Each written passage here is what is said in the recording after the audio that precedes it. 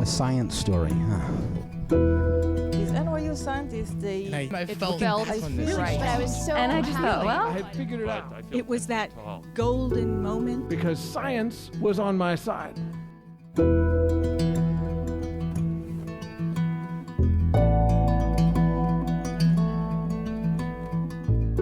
Hey everyone, welcome to the Story Collider, where we bring you true personal stories about science. I'm your host, Misha Gajewski, and this week our stories are about some less than pleasant feelings in both life and science.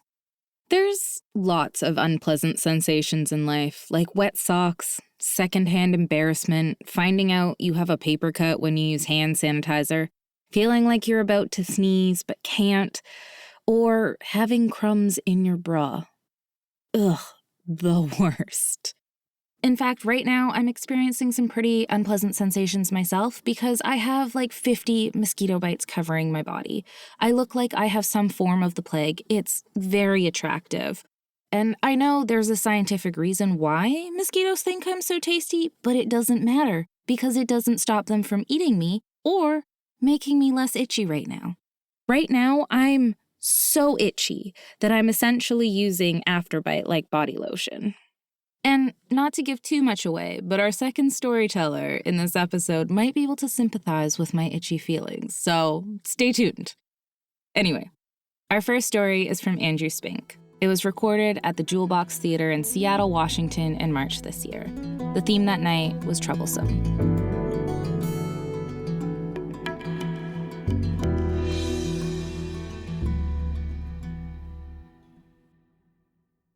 It's my first time in the city of Oakland, and everything feels strange, confusing, like I'm out of place. I'm here attending a conference for the outreach nonprofit that I work for, and despite getting on a flight at 6 a.m. out of Des Moines, Iowa, and rushing through traffic to get here, I'm energized and I'm excited that I'm here. It's one of those conferences where you can stay with a host family instead of paying for the Four Seasons. And I thought this would be a good chance to use my communication skills and do some community outreach. So I accepted the housing. And now the welcome dinner is finishing up and it's time to meet our hosts. Oh, that dinner was fantastic. The most tender and juicy sirloin I'd ever tasted, smooth mashed potatoes, a slice of garlic bread that had been baked with so much butter you could almost wring it out. As I finish eating, one of the organizers walks me over to the man behind the grill, who goes by Bob. And he, along with his wife and teenage daughter, would be hosting me. Bob looked to be about in mid-50s. He was short and thin and had jet black hair and kind eyes behind his glasses. I look at Bob and I say, that was the best steak I'd ever tasted. And his daughter said that he doesn't speak English. On the drive to their house, she explained to me that they had just moved to the US from China 2 years ago, and that though her parents understood English, they only spoke Mandarin. She gave me a brief tour of their small 2-bedroom home and blushed as she said that I'd be sleeping in her bedroom while she slept in with her parents. Breakfast would be at 8 a.m. And as I fell asleep under flower print sheets surrounded by posters of One Direction, I felt disappointed.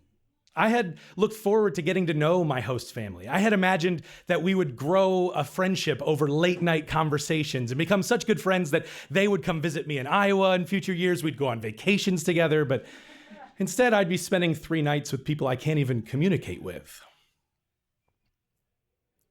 Just after midnight, something jerks me awake. I can't swallow. My throat had been swelling up in my sleep. After a few moments of confusion, I decide I'm having an allergic reaction to something, but I'd never had an allergic reaction to anything in my life. You know, our bodies have specific cells that their job is to investigate any substance that comes into our body and decide whether or not they're a threat. And when they mislabel something as a threat, that's an allergy. Those cells go into overdrive and they create a specific immunoglobulin that can detect where all the cells of that specific threat are in our bodies, whether they're a pollen or a tree nut. And then it teaches all the rest of our cells how to create the antibodies to defeat the threat. And along the way, our cells create all of this histamine, which leads to the runny nose and itchy eyes and sneezing. And In some cases, anaphylaxis, which is what I was experiencing. By 12:30, I know I need to get to a hospital, but the question is how? I'm in a foreign city. I don't have a car. I don't even know where the hospital is, and there's no way I'm going to go, bombard into this sleeping family's room and wake them up. So I throw on some clothes and I go out to the kitchen to think things through. My mouth is producing so much extra saliva to try and deal with the situation, but I can't swallow any of it. So I'm leaning over the kitchen sink, my mouth just hanging open, drooling a constant river into the sink. I can breathe, but my breaths are short and shallow, and I'm panicking more and more and more. And then the thought hits me, I'm going to die. Not just that, but I'm gonna die like this. Drooling in some stranger's kitchen in a foreign city, and no one's gonna find my body till morning. And then I think, no, I can't die, because I don't wanna miss out on more delicious meals like we had at the conference today. And that thought gives me almost enough courage to go barge into their room and wake them up. But just at that moment, the door to the garage opens, and Bob walks into the house carrying 3 bags of groceries. Now, for the life of me, I don't know why Bob chose the middle of the night as the time to go get groceries when everybody else is sleeping, but I don't care. I'm just so damn thankful I don't have to wake up some strangers.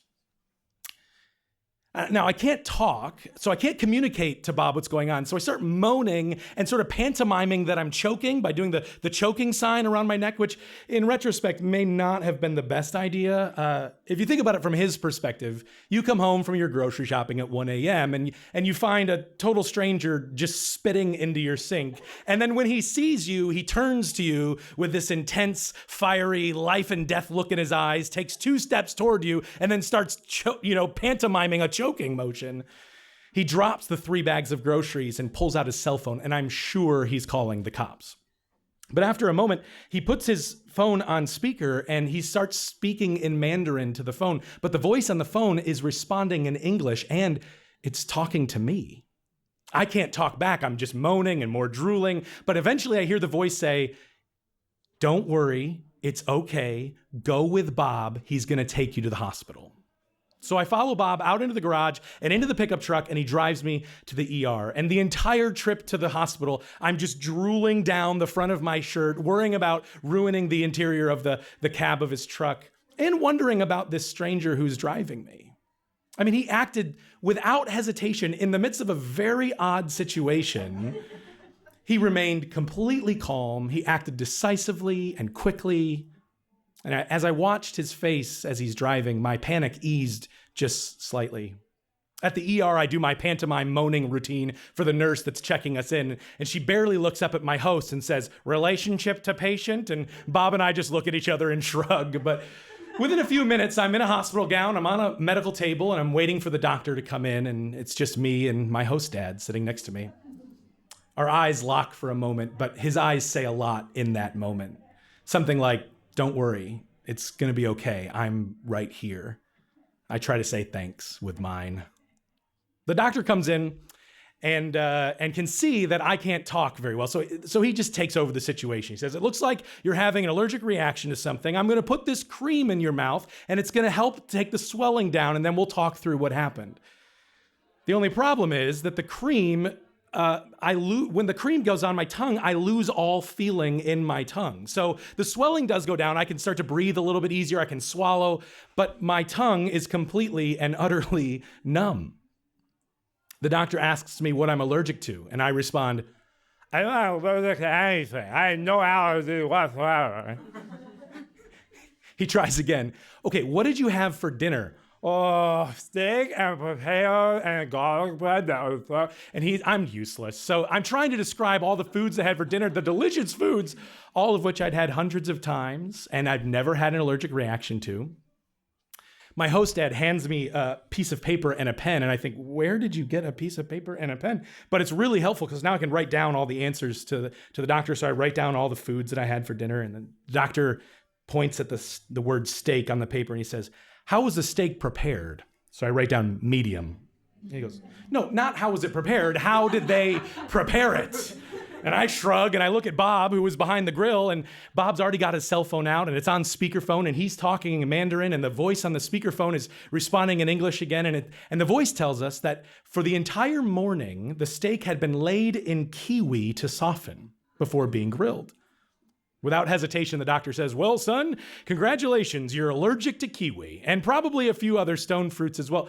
How did you not know this?" And I go, "I don't eat fruit, like ever. I don't eat fruit." He shrugs and tells the nurse to give me a steroid and tells me to avoid kiwi at all costs. "And it's a good thing you came in when you did. Your throat was almost swollen shut." On the drive back home, I'm swallowing over and over again because it feels so weird and liberating. I'm also thinking about how lucky I am to be alive. How fortunate I am to have my host dad walk in the door at that very moment to save me. By the time we get back to the house, it's 3 a.m. and Bob looks exhausted. I help him put the groceries away and the cream is wearing off of my tongue so I can finally speak. I take a step back and look at him right in the eyes, and they're full of compassion. I say, "Thank you for saving my life." And he smiles, and he squeezes my arm, and then he disappears into his bedroom. Thank you.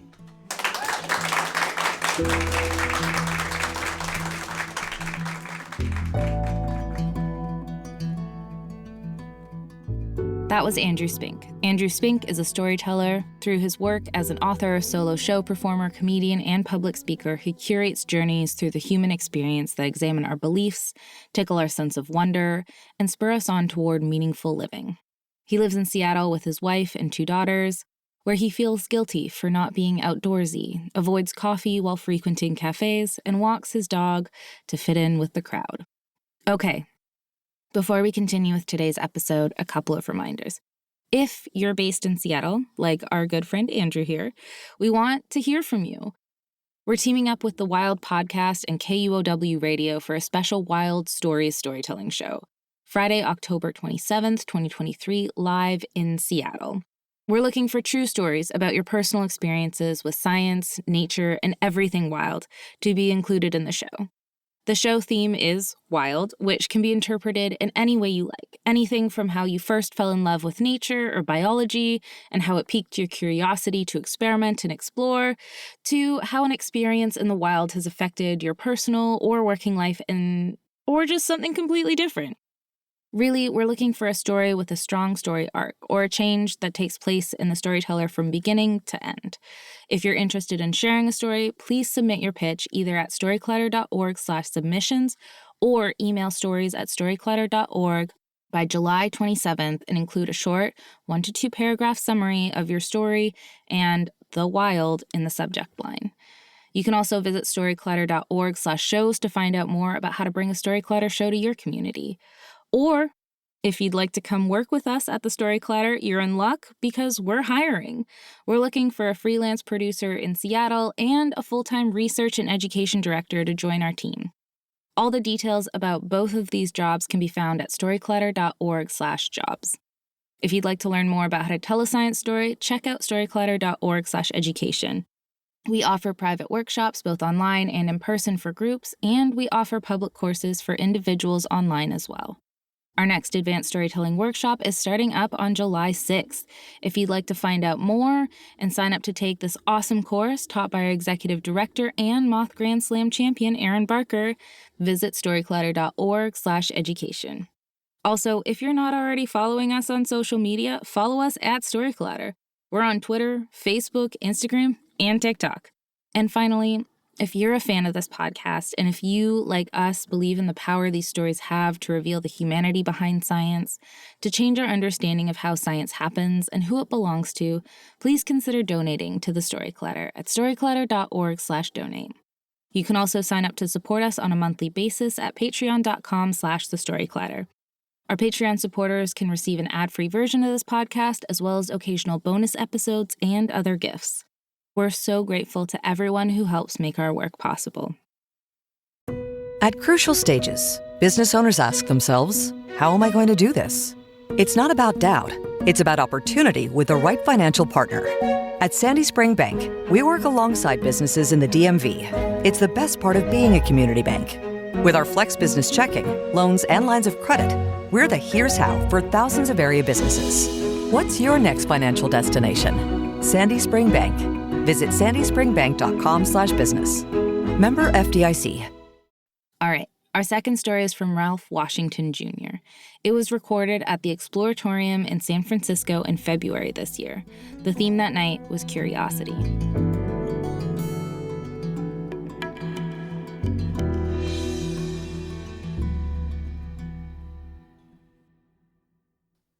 It's late spring in 2012.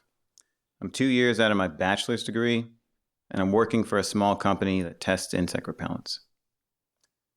I'm driving a large white cargo van filled with equipment, and I'm headed to a field site in western Nevada.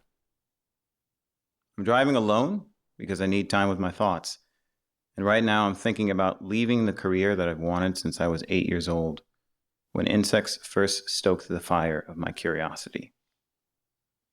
I grew up in a rough neighborhood that didn't have a lot of nature, but it did have a lot of vacant lots. And vacant lots are a fantastic place to find insects. And when I found them in a vacant lot near my house, I realized that you can find wondrous things in even the bleakest of places. And ever since, I assumed that I'd spend my life studying the six-legged. Yet, I'm working with chemicals that keep insects away. And many of them seem like they're just a jump from being true insecticides. And lately, I've struggled to decide on a disciplinary focus, and a lot of the advice I've received has been pretty discouraging. I've been told that I need to choose a practical discipline, and many of the suggestions have been depressingly mechanistic. How can I find the wonder that I longed for as a child? As I travel over the scenic features of the Sierra Nevada, I deeply contemplate the rise and fall of the various peaks in my life.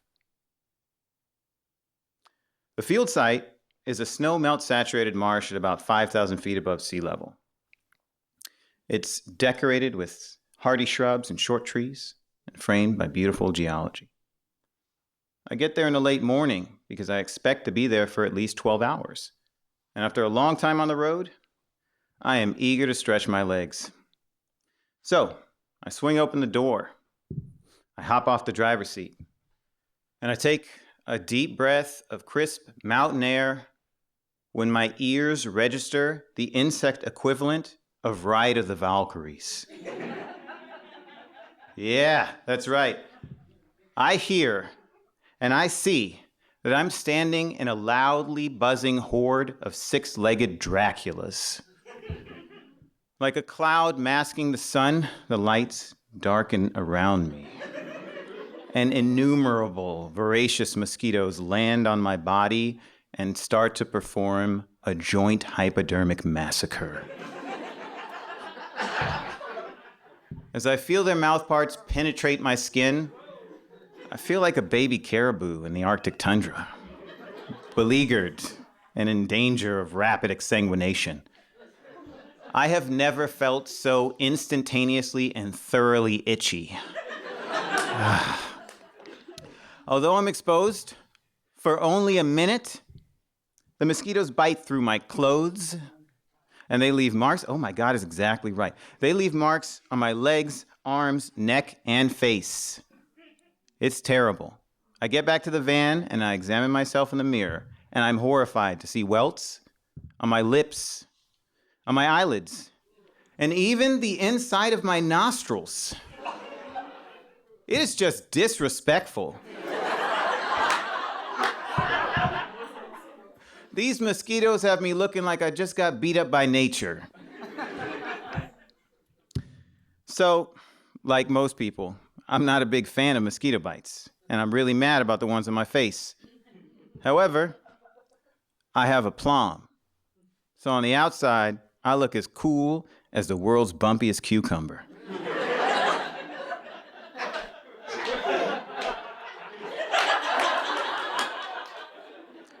But on the inside, I'm saying to myself, Ralph, you're a damn chump. You could have predicted this. Come on. You could have done a little ecological forecasting if you weren't so preoccupied with your feelings. Number one, you know that Aedes increpitus is the prominent mosquito species in the region. Come on. Number two, you know that it's a wet year, so the increased seasonal precipitation was going to grow the population. Number three, you know that the larvae develop in melted snow, so the adults don't have a lot of time to produce the next generation, which means that they don't drag their tarsi when they're trying to get that red juice.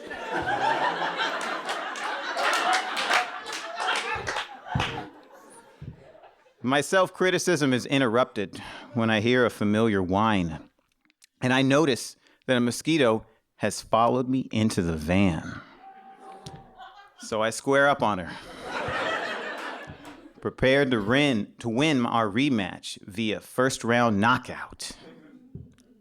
But I stop short when I realize that I've met her before, many years ago, in a place that's not very far from where I am now.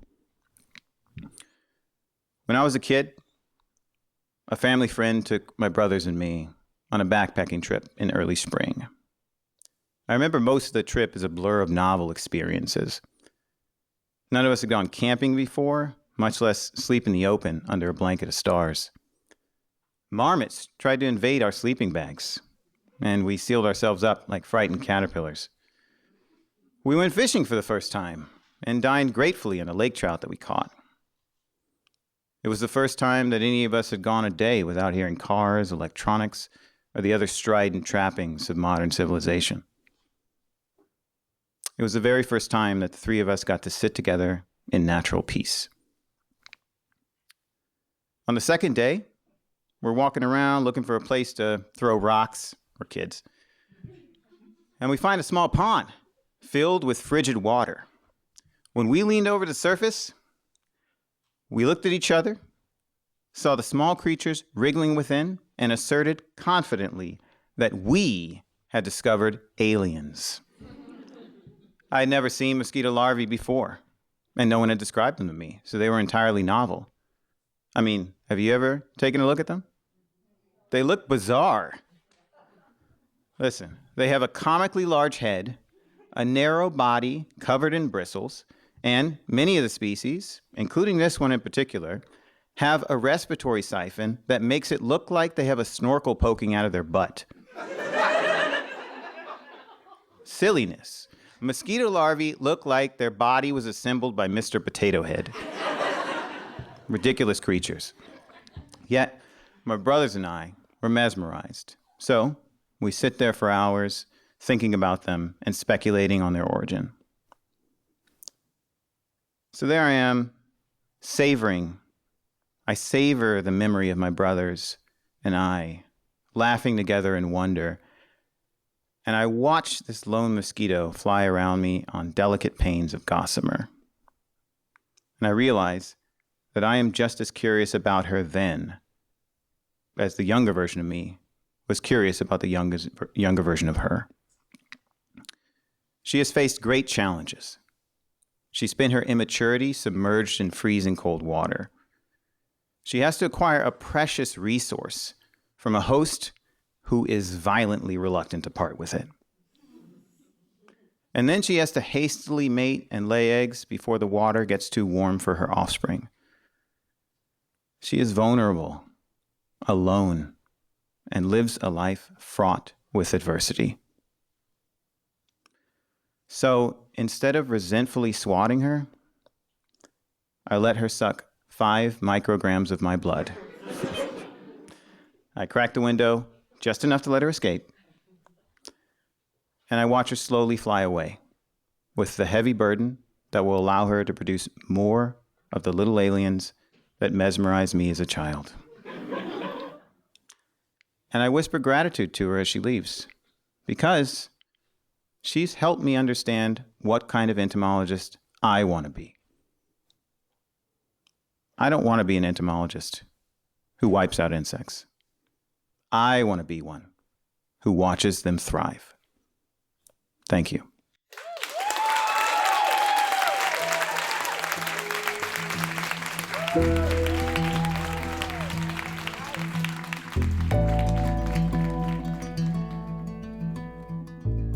That was Ralph Washington Jr. Ralph Washington Jr. has been a devoted student of insects since his early childhood. Insects have taught him that the smallest creatures can often help answer the biggest questions. One of his favorite lessons is the reminder that although life can often be hard, at least he isn't a termite getting paralyzed by a toxic fart. You can learn more about his work at ralphwashingtonjr.com. The Story Collider is so grateful to Andrew and Ralph for sharing their stories with us. The Story Collider is also very grateful for the support of Science Sandbox, a Simons Foundation initiative dedicated to engaging everyone with the process of science. This podcast is produced by Aaron Barker, executive director and co-founder of The Story Collider, and me, managing producer Misha Gajewski, and senior podcast editor Jen Chen. Special thanks goes out to our Story Collider's board and the rest of our staff, including managing director Anne-Marie Lonsdale, science advisory fellow Edith Gonzalez, and our operations manager Lindsay Cooper, without whom none of this would be possible. The stories featured in today's episode were produced by Kent Whipple and Juan Carlos Martinez Jr., and by Kayla Glynn and me, Misha Gajewski, respectively. Our theme music is by Ghost, and next week, Eric Jankowski will be back with some stories about fatherhood and probably some dad jokes. Trust me, you won't want to miss these stories or Eric's epic dad jokes. Until then, thanks so much for listening.